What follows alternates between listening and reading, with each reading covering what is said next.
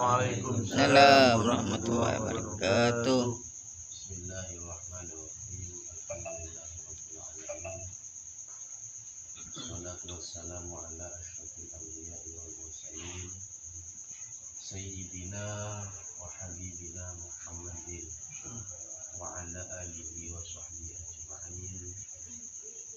Rabbi shrah li sadri wa yassir li amri wa hlul 'uqdatam min lisani yafqahu qawli. Amma ba'du. Yang kami hormati dan yang kami takdimi Sohibul Ba'ad beserta seluruh jajaran Dewan Pengasuh, yang kami hormati Ketua Lazim Lembaga Amil Zakat dan Infak LPI Hidayah, yang alhamdulillah hingga hari ini tetap berkibar, selalu ada di depan di dalam hal kemaslahatan sosial terhadap kemasyarakatan. Yang kami hormati seluruh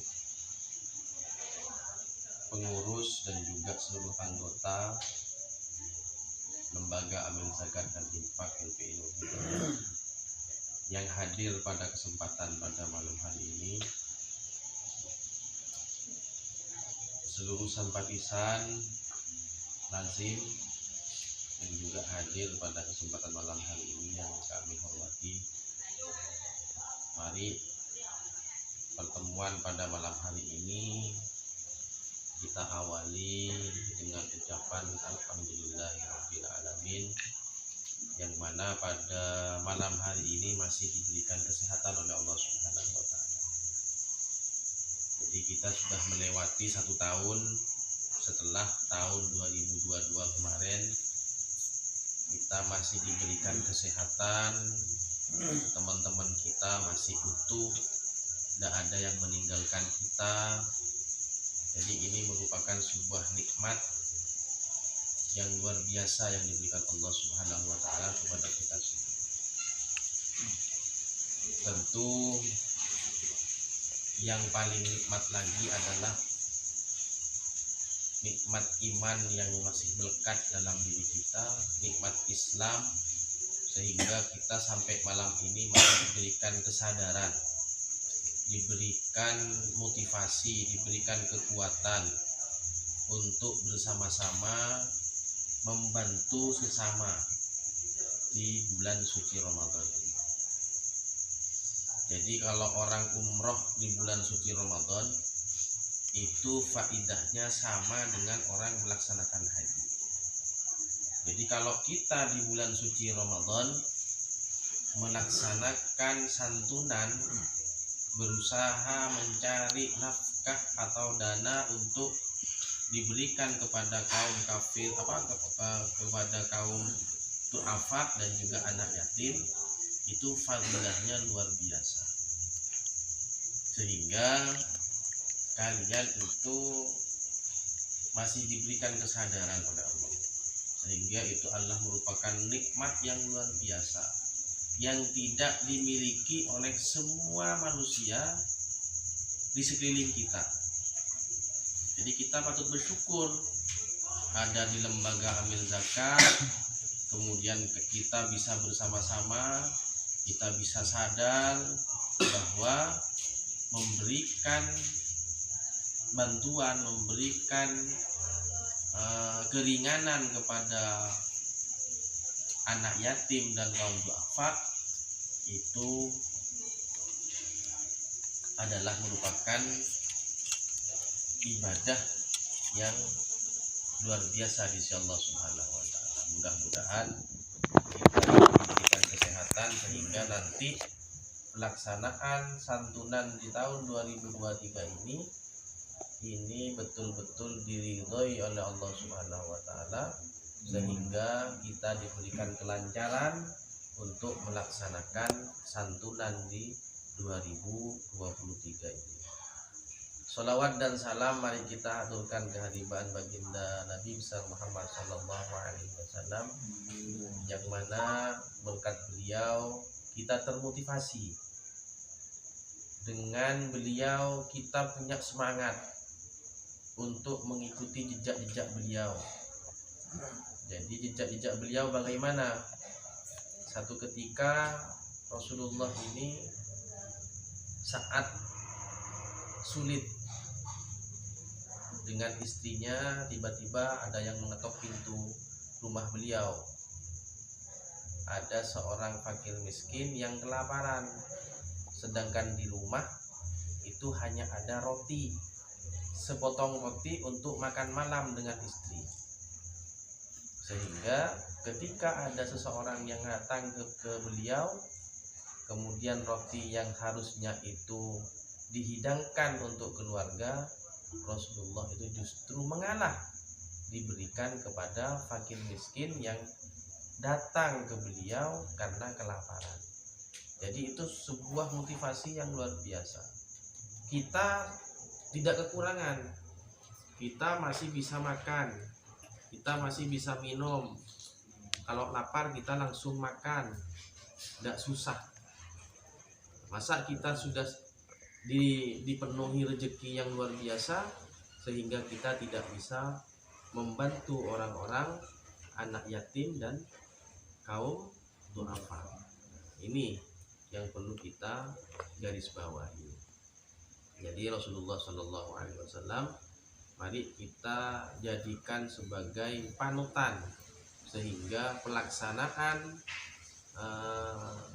penggalangan dana untuk santunan ini betul-betul nanti mendapatkan syafaat beliau, sehingga nanti itu akan menjadi saksi bahwa si fulan di bulan Ramadan dengan haus, dahaga, lapar, kemudian berkorban untuk mendapatkan dana demi membantu anak yatim dan kaum duafa. Mudah-mudahan kita semua diakui oleh beliau sebagai umat beliau di dunia, lebih-lebih nanti di alam akhirat, sehingga kita bersama-sama beliau di surganya Allah. Amin amin ya rabbal alamin.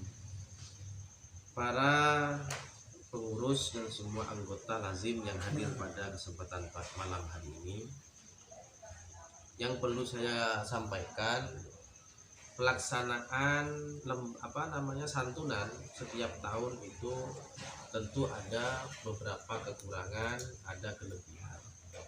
Jadi mari hal-hal yang menjadi kekurangan dari tahun kemarin itu perlu dievaluasi, perlu diperbaiki.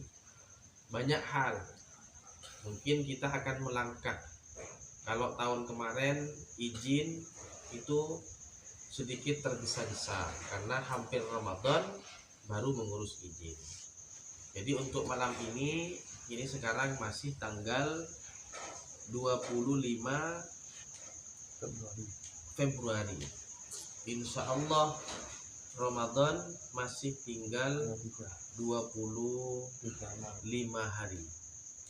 Jadi saya kira masih sangat cukup untuk mengurus izin, sehingga nanti di awal Ramadan kita akan memulai tanggal 1 atau tanggal 2. Insya Allah kalau dari sekarang diurus itu sudah bisa terbit izin dalam pelaksanaan penggalangan dana di Kabupaten Sumeneb.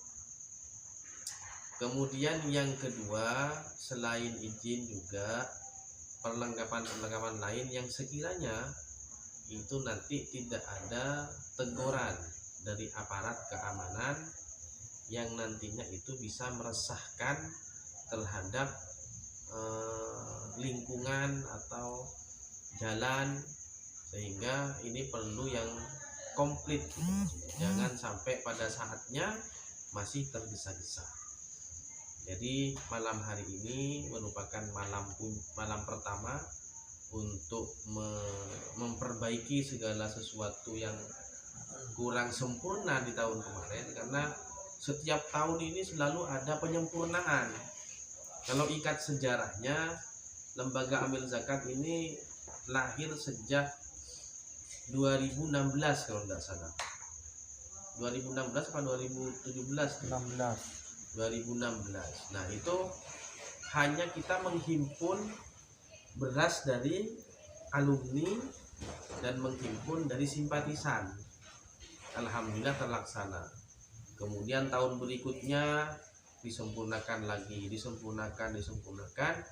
Pada akhirnya kemarin tahun 2022 itu luar biasa.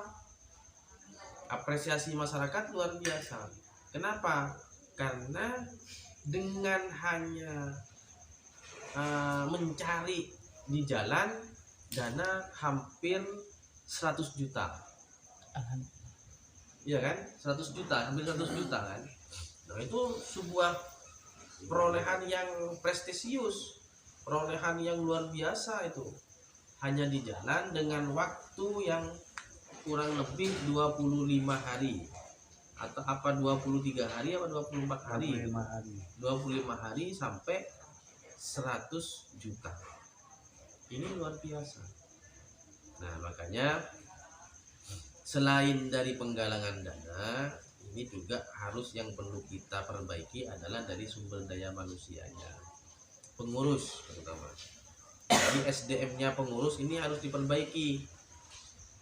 Jadi banyak masukan-masukan sehingga ini menimbulkan ketidakpercayaan masyarakat kepada kita. Salah satu contoh, kita kurang sopan di dalam berpakaian. Nah, ini perlu digarisbawahi. Jadi harus rapi, mencerminkan seorang muslim, karena kita bergeraknya di bulan Ramadan ya. Kalau perlu kita pakai jubah.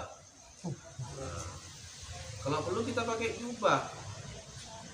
Jadi masyarakat yang ada di Sumeneb itu melihatnya, oh ini betul, ini lembaga amil zakat formal ini, tidak terkesan dilihat preman. Nah, ini juga perlu diperhatikan sehingga simpati masyarakat terhadap kita ini akan tumbuh. Yang awalnya mau ngasih 2.000 bisa ngasih 5.000. Yang awalnya mau ngasih 5.000 bisa ngasih 50.000. Dengan apa? Dengan performan sumber daya manusia kita. Jadi penampilan kita dulu. Jadi kalau orang pembisnis itu ya, kontraktor mau melobi dinas, kalau pakai mobil L300 kepala dinas nggak yakin ini kontraktor apa bukan nih, kan gitu. Tapi kalau dia pakai Ribbon atau pakai Pajero Fortuner dengan pakai celana dan sepatu pantoffelnya dengan yang ngicis itu, kemudian masuk ke kantornya dengan bawa handbagnya, melakukan transaksi dengan kepala dinas atau bupati, yakin oh ini kontraktor ini punya PT ini. Nah, ketika yakin maka tender akan dikasihkan. Sama halnya dengan orang, kita kan mencari simpati masyarakat. Oh ini kelompok yang ini kok bagus, kan begitu.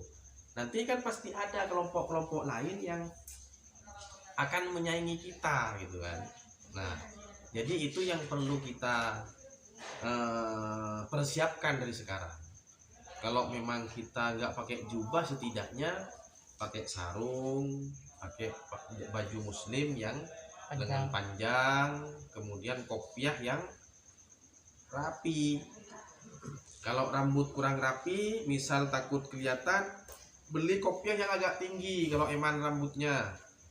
Misal punya Iqbal karena belang, apa memang tumbuhnya belang, apa memang karena apa, saya juga kurang paham. Nah, jadi beli kopiahnya yang agak tinggi kayak punya saya ini, kan bisa ketutup ke belakang nih. Nah, masukkan begitu. Nah, enggak, ini apa namanya, kalau anak muda saya maklumi gitu. Jadi mungkin masih ini, tapi kan setidaknya harus menyesuaikan dengan kondisi di saat kita apa aktivitas kita, gitu kan ya. Kalau ketahlilan kita harus rapi pakai baju muslim. Kalau kita mau ke rekreasi nggak apa-apa dengan penampilan yang pakai celana pendek, kemudian pakai topi, rambut barat, pakai sweater gitu ya. Nah, itu enggak masalah. Jadi yang penting tausikon lah istilahnya. Kita tidak melarang, yang penting tausikon, intinya yang penting hatinya tetap berhadapan dengan Allah. Wajar. Jadi hatinya tetap dekat dengan Rasulullah. Nah, karena kita diajarkan begitu. Jadi tidak harus melihat tampang luarnya, yang penting. Nah, tapi kalau berhadapan dengan orang, nah ini yang perlu diperhatikan. Mun ben Allah, meski lapang campang camping, mun ari apa kungat ke Allah, dicatat amal ibadah. Ya kan? Tapi kalau dengan orang pasti melihat ini bener nggak santunan anak yatim dan kaum duafa, kan begitu. Takutnya mereka menganggap bahwa nah ini tidak benar, ini pasti nanti dipakai sendiri ini. Nah kan gitu kan. Jadi untuk mengantisipasi hal semacam itu, jadi kita harus berpenampilan ala santri atau baju muslim yang sesuai dengan kondisi pada saat itu. Kalau kemarin kalau kita Ramadan ya kita pakai baju muslim, pakai kopiah, pakai sarung. Kalau bisa sarung itu yang rapi, jangan sampai selutut se ini gitu. Ada yang pakai sarung kan sampai tinggi begitu kan. Ingat wah. Nah, karena takwa isiku kaum salafi. Kaum salafi kan mana celana kan kendina. Iya kan? Nah, jadi paranormal nggak sarung kan. Terpenting nggak aja nggak dia tangali. Sah kan. Tapi mau kita kikelu kan tak lebih lagi ya busaki kan. Ingat wah. Jadi yang normal pada umumnya. Nah itu juga perlu diperhatikan. Artinya sumber daya manusia kita harus berkualitas. Jadi yang penting tampakkan dulu luarnya. Urusan dalam kita bertahap. Yang penting luar dulu bagus. Insya Allah kalau luarnya kita bagus, ini rapi. Itu mencerminkan kerapian, itu mencerminkan kepribadian seseorang. Yaitu kalau tak rapi berarti tak rapi, rebus kerupus deh. Ingat loh. Nah, jadi mari dari sekarang melatih. Tapi kalian tidak usah tersinggung meskipun sekarang nggak rapi, biasa. Tapi harus ada perubahan-perubahan sedikit demi sedikit menjadi lebih baik ke depannya. Gitu. Kemudian juga kekompakan.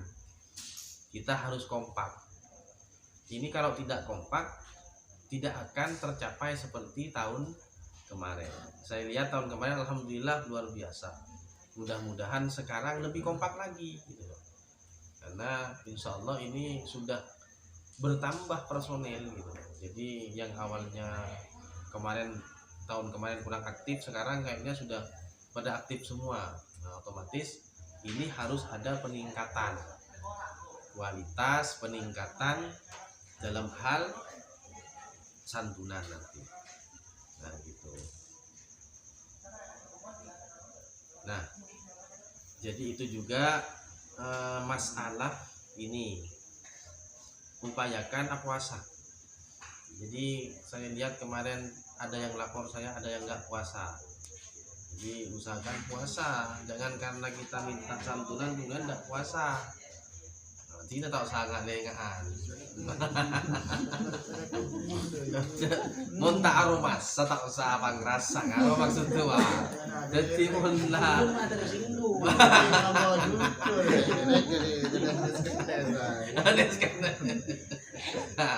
Nah ini, ya itu kalau nanti tidak puasa kita niat bagus, tapi kan menghilangkan yang wajib tapi melaksanakan yang sunnah gitu loh. Jadi jangan sampai begitu. Mari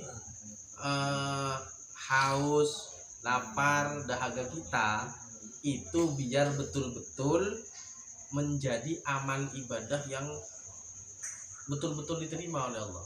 Jadi kalau kita semakin lapar tapi semangat, semakin haus tapi semangat, itu ibadahnya lain lagi tuh.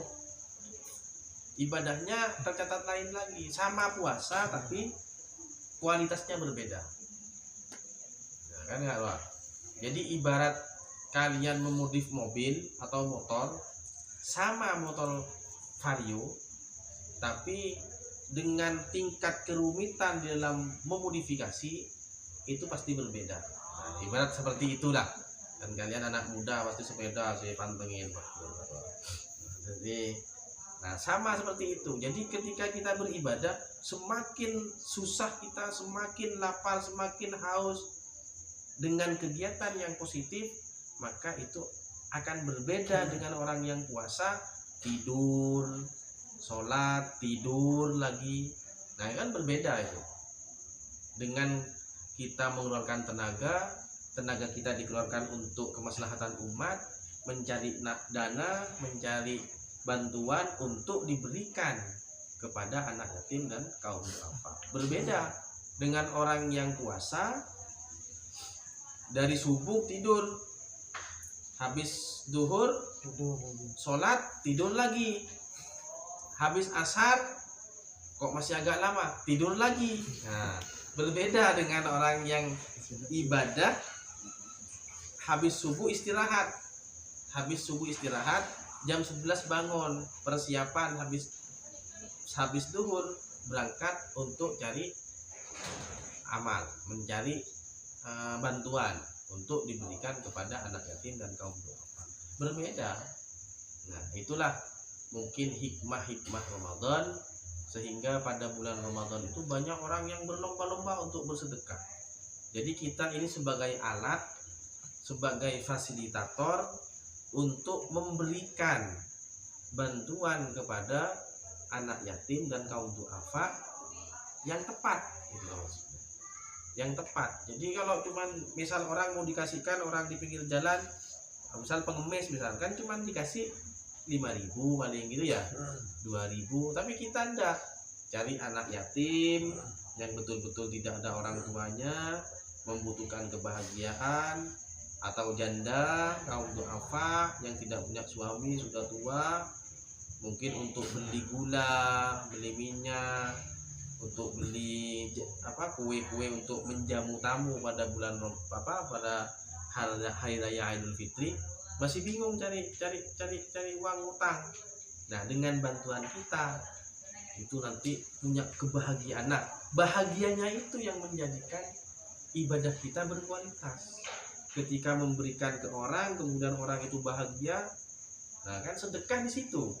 Yang membuat sedekah itu besar pahalanya, amal yang besar pahalanya, karena orang senang, membuat orang lain senang, gitu loh. Nah makanya kalau ingat kepada dawuhnya guru saya Banyuanyar Imam Hasan Arifin Allahumma fillah, itu sangat berhati-hati beliau. Jadi wasiatnya bagaimana? Jangan sampai menyakiti atau jangan sampai membuat orang lain itu tersinggung. Nah, tersinggung. Hal yang tersinggung saja itu sudah merusak terhadap diri kita. Nah, tapi kalau kita memberikan kebaikan kepada orang lain, nah ini kan berbeda, gitu kan ya. Jadi lebih baik kita belajar untuk membahagiakan orang daripada membuat orang lain tersinggung. Nah, ini tersinggung perasaan, bukan hanya menyakiti secara fisik, menyinggung perasaan, menyakiti secara perasaan itu lebih parah ketimbang menyakiti secara fisik. Karena kadang orang disakiti perasaannya karena tidak mampu, tidak berani melawan.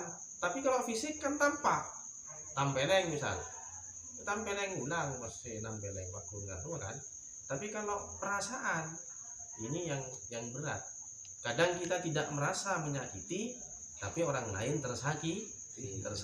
Nah ini yang perlu diwaspadai juga. Nah makanya dengan memberikan santunan, memberikan bantuan, ini saya kira adalah perbuatan yang sangat mulia. Jadi kalian sangat beruntung jadi anak muda, jadi generasi muda, ada wadah untuk mengajak kalian untuk melakukan hal-hal mulia di bulan Ramadan, sehingga itu akan menambah nilai ibadah kita di sisi Allah Subhanahu wa taala. Nah mungkin itu nanti hal-hal lain mungkin kita bisa ketemu di perjumpaan berikutnya. Yang penting sekarang kepengurusan ini harus jelas. Jadi panitia siapa, kemudian nanti bagian pengkoordinir massa siapa, yang mengatur di lapangan siapa. Nah ini harus dibagi, jangan tertumpu pada satu orang. Jadi kalau nanti sama-sama kerja, sama-sama aktif, tidak berat. Nah, ketua, sekretaris, tim lapangan, bagian pencari buka, kalau sama-sama jalan nanti nggak berat. Jadi fokus pada tugasnya. Yang driver, ya driver, nggak usah mikir yang lain. Kemudian untuk koordinator lapangan, ketua, bagaimana semua dari elemen-elemen ini bisa jalan. Ada pendekatan, komunikasi, ya. Jadi nanti siapa yang terpilih harus pendekatan, komunikasi, sehingga bagaimana anggota kita ini bisa semangat, bisa aktif sampai pelaksanaan akhir ini sesuai dengan apa yang kita cita-citakan. Misal kemarin 500, sekarang 1000. Nah, kan begitu. Kemarin 500 anak yatim dan kaum duafa, sekarang 1000. Kan begitu. Kalau tahun kemarin dapat 100 juta, sekarang bagaimana bisa dapat 150 juta sampai 200 juta, kan? Amin. Nah, itu mungkin yang bisa kami sampaikan.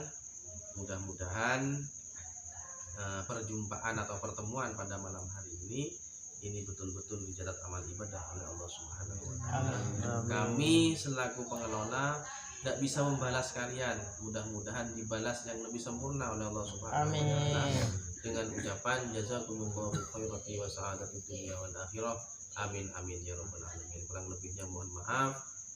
Wassalamualaikum warahmatullahi wabarakatuh. Waalaikumsalam warahmatullahi wabarakatuh.